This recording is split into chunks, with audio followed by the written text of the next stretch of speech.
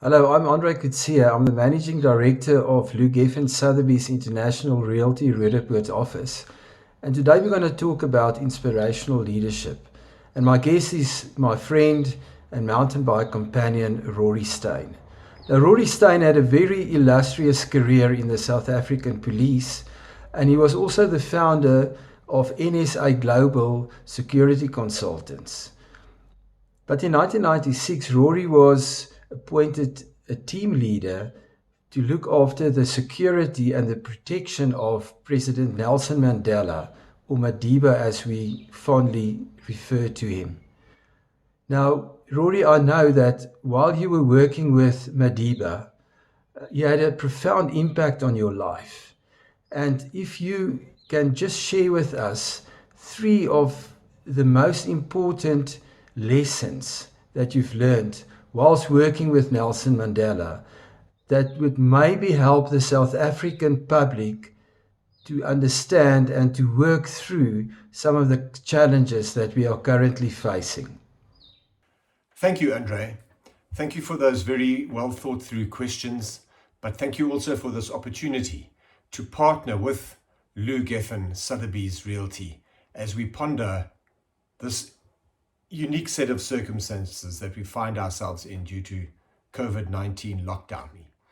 So let me try and answer those three. There's so much that I can say about what I observed and what I learnt from and what I have tried to implement in my own life from Madiba. I was so privileged just to have served him for those 5 years that he was our president, that there is a very real sense that I need to use that opportunity that I was given. It literally fell into my lap, and make sure that we make a difference, in other people's lives. And I know that's a cliche and all of that, but it's very, very true, and especially now in our country. So the first thing that Madiba used to say on a regular basis, and he said it in a whole bunch of different ways and using different words and semantics, but the message was the same. And that is this: those of us who are privileged, whether that's privileged to receive an education or whether we are privileged to live where we do, like we are seeing now with the lockdown. I've got a garden, I've got a cupboard full of food in the back there. Not everybody has that. Not everybody had an education. So he would say that those who are privileged have an obligation to assist and to help those that are not privileged. And I think he said that primarily and initially in an education environment. So it's that old each one, teach one. If you've been blessed with an education, you need to educate. So that's the first thing I would say.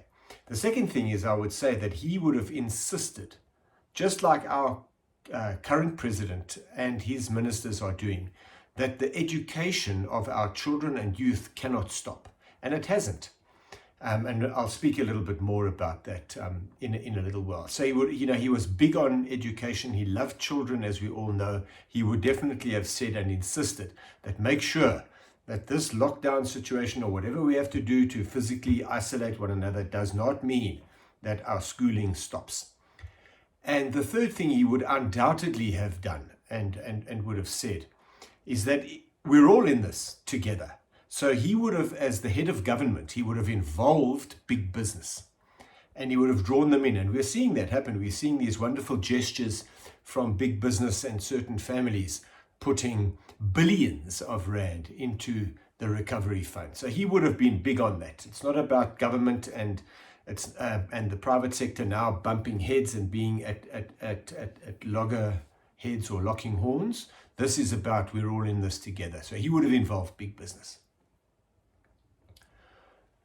So how does this all apply now to my personal and to my private life, as well as to my business life as a founder of a business that is 21 years old this year, NSA Global Security Consultants? Well, I would say this: what I've always striven to do, and I don't always get it right, but what I've certainly tried to teach our boys, we have 3 boys, is like Madiba, you need to be real, because people like and identify with authenticity. Don't try and be somebody or something that you're not. Be yourself and be the best version of yourself. However you can, just get involved. Do something for somebody else. Take the time to think, to sit quietly, to think and to strategize how you can do this. You know, I often say this, that the greatest compliment that I can pay to President Mandela is this, that how people perceived him, people who had never met him, maybe you guys watching this video, people who have never met him, how you perceive him off a TV screen, that is exactly how he is. How he spoke to another head of state is the same way that he spoke to the gardener.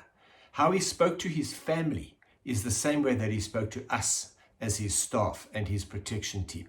And that's very, very rare, to be that consistent in treating everybody the same. He was real. He did not need all of the accolades. He's got something like 180 odd honorary doctorates bestowed on him by universities around the world. He never insisted on being called Dr. Mandela. And he was so comfortable in his own skin. I've never met anybody that was that comfortable in his own skin. He would have seen this as an opportunity for leadership. And he had that incredible ability, again, so rare, I haven't seen this in anybody else to this degree, that he would sit and listen and ponder an issue and listen to people talk as they brought him something that they required his advice on, and he would instantly and straight away see directly to the nub of the issue, and he would know what to do. So leadership is important now. Leadership as head of my family, leadership as well in an organization where I have a responsibility to mentor and to develop younger staff.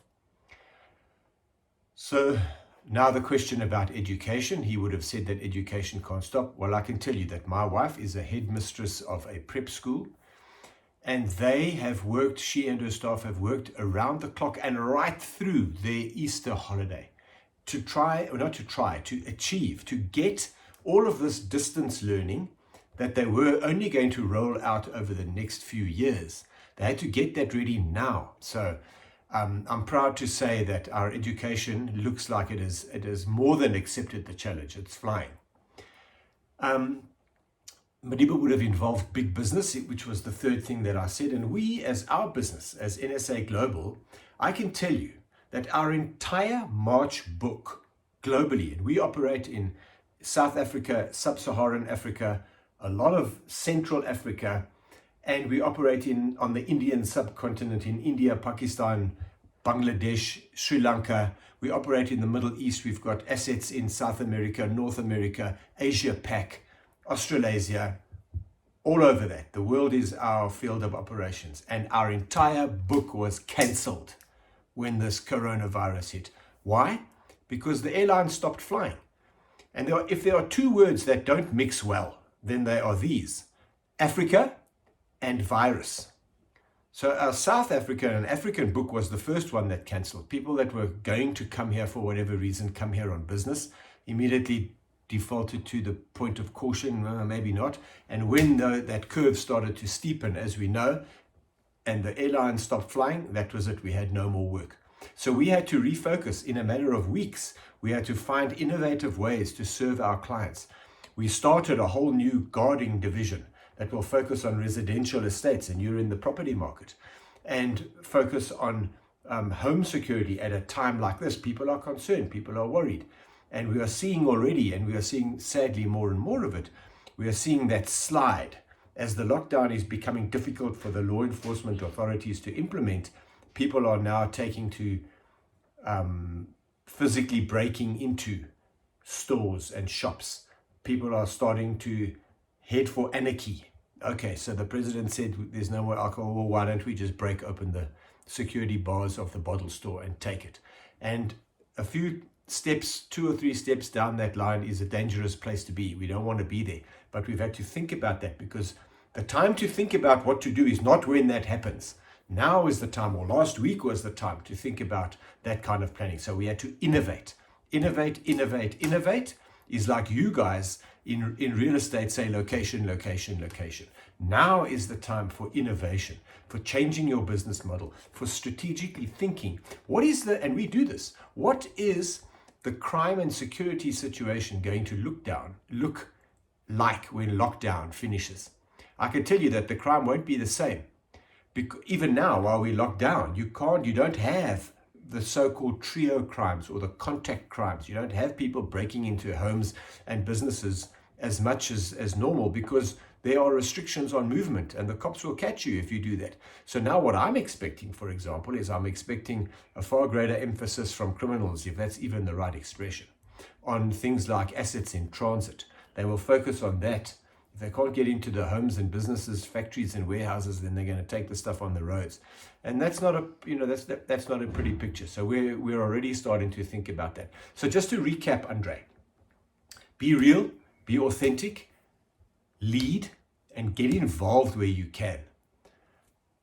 Education has already adapted, and we need to adapt. Thirdly, we need to innovate. We need to refocus the business when those old methodologies don't work. And this is not new, it's not rocket science, we all know it, but sometimes we just need a reminder. So innovate, as I've said, educate, and be real and authentic.